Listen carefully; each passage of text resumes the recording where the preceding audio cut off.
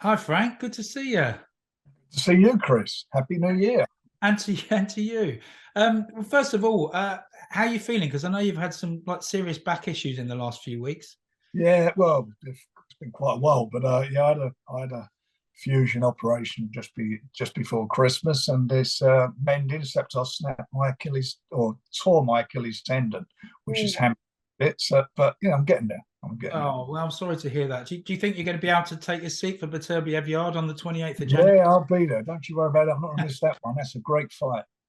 I thought you might say that. I mean, maybe you won't be springing out your seat like you were in when we were in Chelyabinsk when Yard nearly took Kovalev out in the eighth. Yeah, yeah. Well, he nearly did, didn't he? Yeah. Yeah, that was some week in Chelyabinsk, wasn't it? Nice place. Yeah, it's fine. But But this you one, know what? I'll tell yeah, you one thing. He got a tremendous reception. yeah. Anthony Yarde, didn't he? They he came to fight and they appreciated that, the audience. Oh no, 100%. And this time we've got the reversal. We've got the Russian fighter coming into Anthony's backyard. Correct, with the three belts on the line.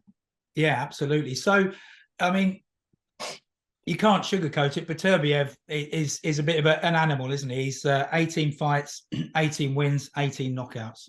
He's a wrecking machine. I mean, he's got the most perfect record of any fighter in boxing.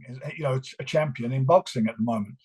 Um, and it is a tough fight for our man. But I think Anthony, I really do think it may be his moment. He's very confident. Um, he can punch, he can box. Anthony, we've seen that, and I think he's got more experience now. Um, and I do, I generally feel that he can upset the odds. Well, yeah, I mean, we mentioned that fight with Kovalev, in which he very nearly got him out there in the eighth. And I spoke to him this week, and he said, once he got over the disappointment, he's learned from that fight. And the one thing he's got now that he didn't have then was composure, because he was like, he was emptying the tank. He was swinging wildly by the end of that round. Yeah, and he did it too late. He should have been putting it on him early on in the fight, and he didn't do that. I think if he'd have sort of imposed himself, I think he would have knocked him over. And Kovalev had a great amateur record as well. Great pro, great amateur record. So, as I say, it's a tough fight. One thing about both of them, they're big, big punchers. So I don't expect it to go the distance. Oh, definitely not. I mean, I think it's I looked at the bookies odds, and you can get almost 7-1 on Yard, which Really, is extraordinary in a two-horse race. I agree, mate. I agree.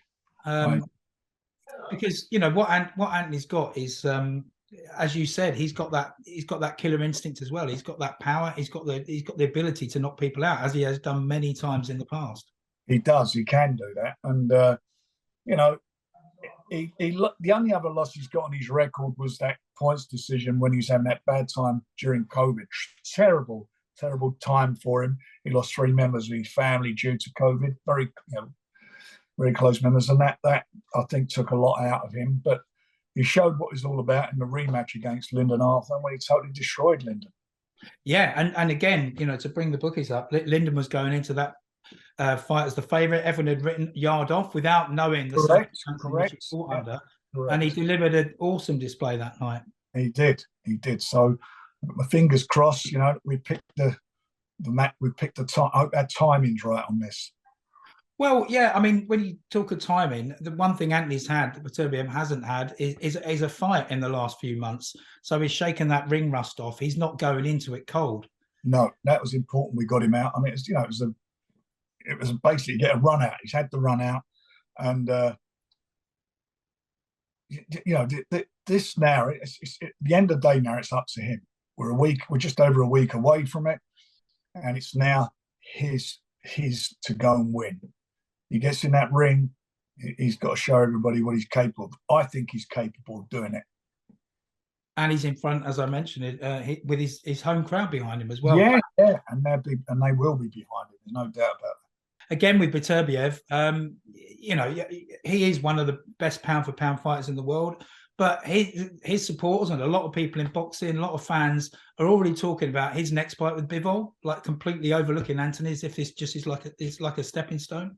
I love it. Good luck to him. Yeah. Let them do that, and that's it. And I don't think he will be overlooking Anthony, because I'm sure. I think I've done. We made the fight with Bob Arum, who's joint promoter with us on it, and they really do fancy their man Strong. But I also fancy our man, so it's going to be quite interesting. Look, we know what he is. He is a monster. He is a monster, but our guy is too. And if he catches you, you go. And we know he got put on the floor by Callum Johnson. So exactly. Yeah. You know he can be caught, and what the difference are. And Callum's a big puncher, but I think our guy is a more powerful puncher. Well, yeah. I mean, this is what Anthony was saying. He said, look, Kovalev was a lot more cautious. He thinks Beterbiev will be on the front foot from the word go, and that leaves him vulnerable. I hope so.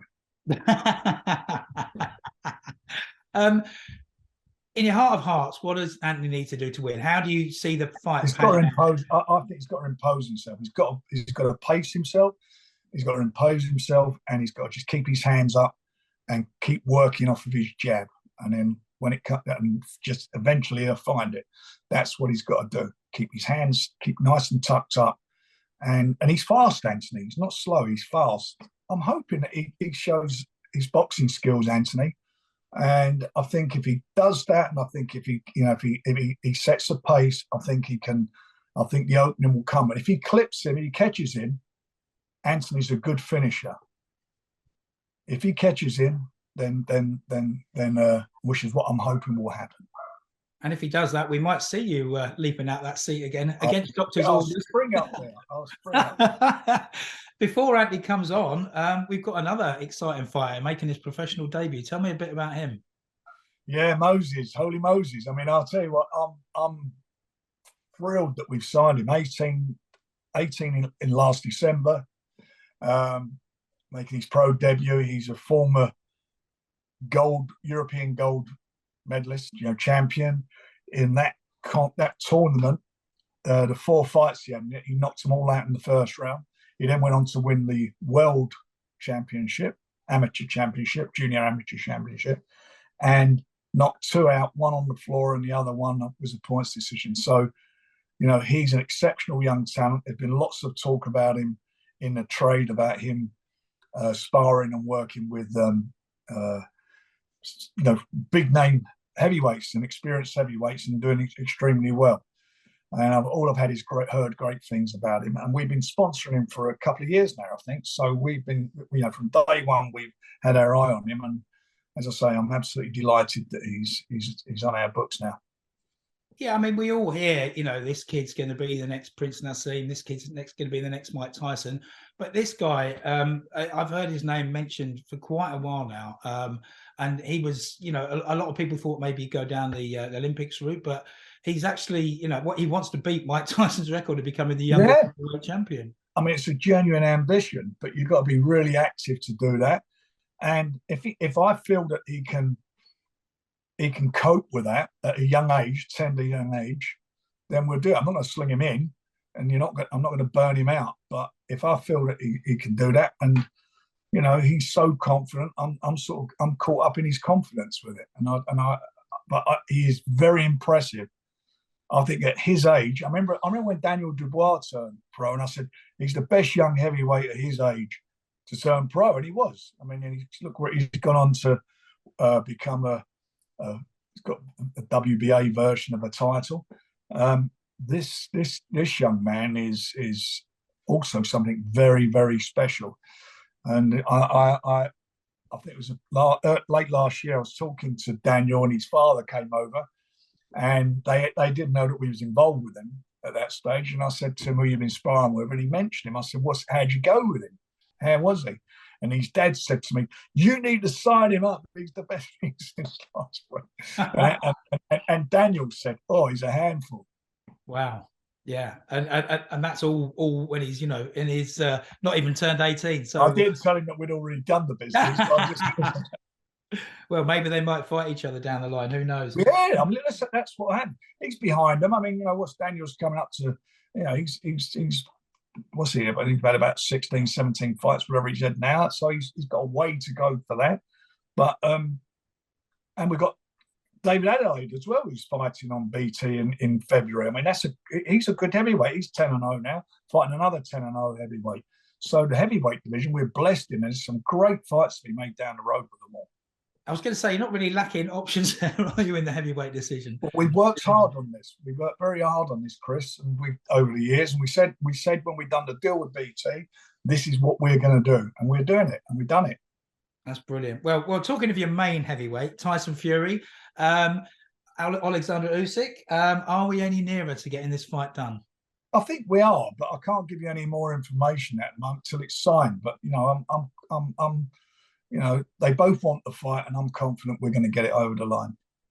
Okay, we had your son George on our Chatterbox show earlier in the week, and he said he's been speaking to Usyk's people more than he had his own wife lately. He has.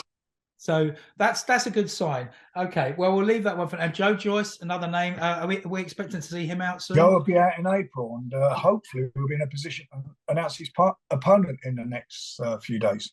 Brilliant. And staying with the heavyweights, we've already mentioned him. Daniel, what's happening there? He'll be out sometime as well, around that time as well. Okay, and is he, because I know there was like some, had sort of injury scare. People weren't quite sure what went on. Is he? Yeah, you see in that last fight, he injured his leg going down, but it's all progressing well, and so hopefully he's going to be okay for them. Okay, and finally, I've been hearing a lot of rumours that Tommy Fury and Jake Paul is finally pretty much done. Any comment on that?